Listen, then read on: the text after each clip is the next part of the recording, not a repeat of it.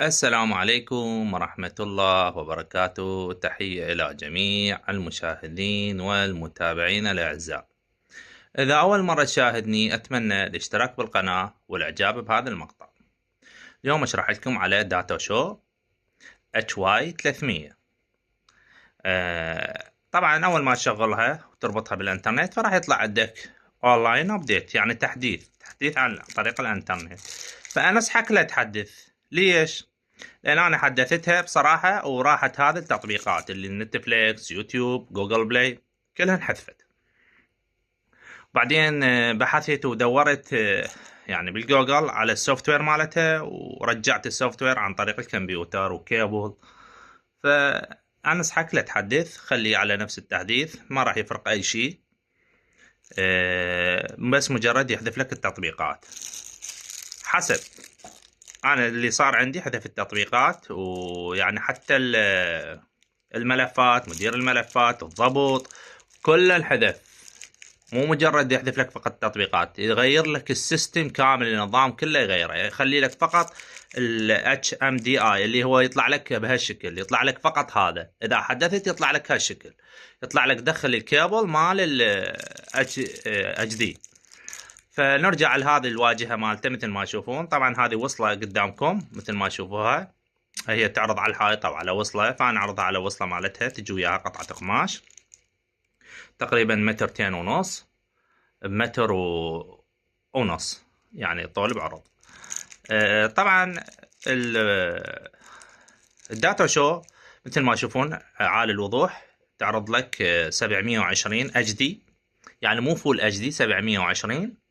ومثل ما تشوف جدا حلوة وراقية، وتقدر تنزل بيها سينمانا، تقدر تنزل بيها اي تطبيق يعجبك، سوق بلاي، اي شيء، كل شيء تحب تنزل كأنما موبايل.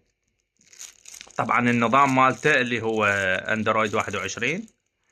اشوفكم بعد التحديث طبعا اللي حدثته وطلع عندي هذا نظامه.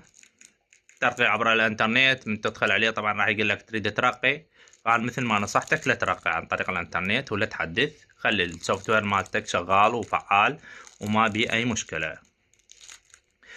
طبعا نشرح خطوة بخطوة. اول ما تفتح الجهاز يطلع عندك بهالشكل. اذا تريد تنزل تطبيقات عندك سوق بلاي، تقدر تنزل من خلاله تطبيقات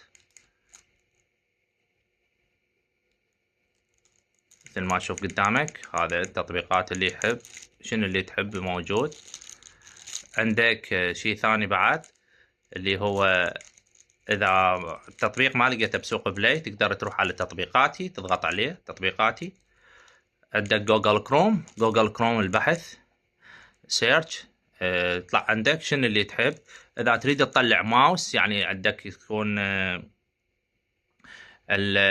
صعب التنقل، عندك هنا بزر هذا مثل ما تشوفه ماوس، تضغط عليه راح يطلع عندك مؤشر.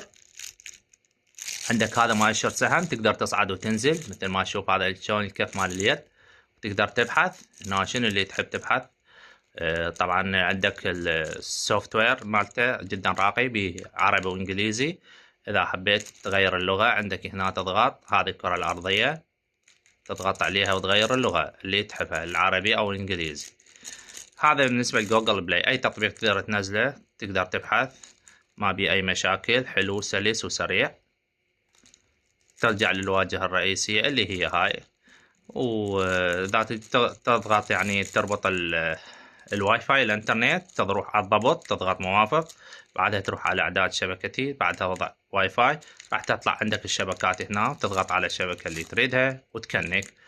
ويعني اذا تحب تغير الواجهة مالته اللي هي الابعاد مال العرض اللي هي هاي تكبير وتصغير، تقدر تصغر الشاشة، تقدر تصغرها وتقدر تكبرها بنفس الوقت، او تبعد الجهاز تقرب الجهاز حسب الابعاد اللي عندك.